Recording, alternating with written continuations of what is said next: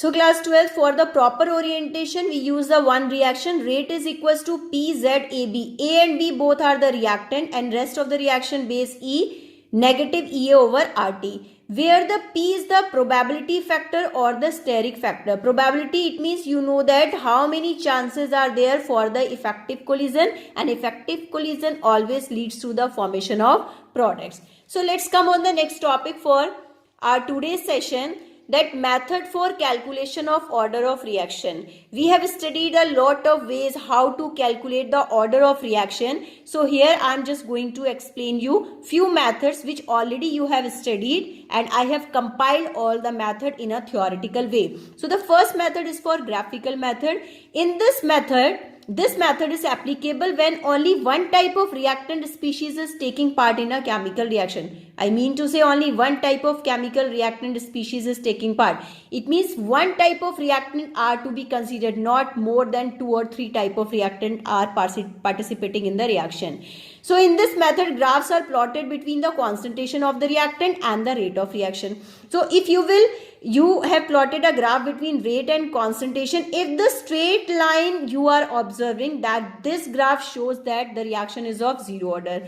If the slope that upward, that means this is of first order. Same is to be considered for second order, third order and fourth order, but that is not in your syllabus. You have to study it only the zero order, first order and second order. Okay, now let's come on for the next case, half-life method. This method you have to understand properly. Here the graphs are to be plotted between the half-life, this is T half, and the initial concentration of the reactant. So here first of all you have to understand the formula which I have written here.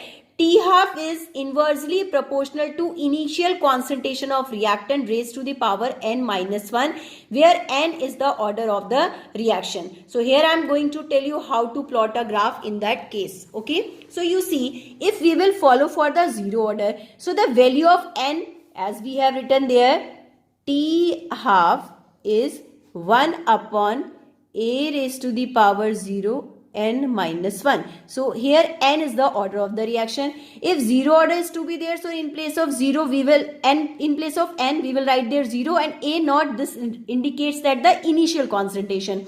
So what we will get, this is minus 1, so that T half is directly proportional to initial concentration. So when we will plot a graph, then the slope goes upward. Okay, so in zero order reaction, that we get a graph between T half and initial concentration.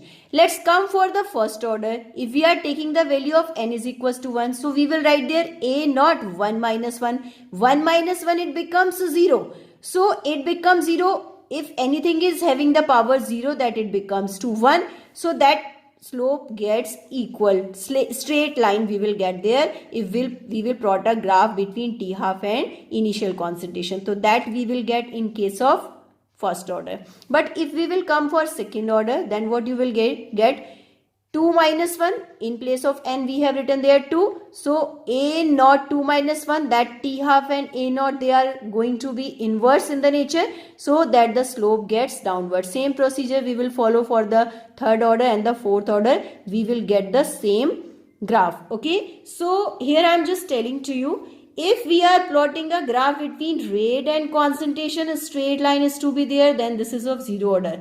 But if we plot a graph between T half and the concentration, we have a straight line, this becomes a first order. Okay, so in this way you have to differentiate all the conditions. Okay, now the next method which I am going to explain, this method we have used already in the numerical problem. This method is to be initial rate method and Ostwald isolation method. In this method, various experiments are performed in which concentration of one reactant is kept constant and other concentration is variable. So we get the order of the reaction with respect to one reactant, and experiment repeated again and again. I am reminding you, we have solved the numerical problem in which I have given a lot of experimental data, and you have used there the equation making, and after all you have got the value of x and y and their sum that was equal to the order of reaction. Let me show you in the few numerical which we have done.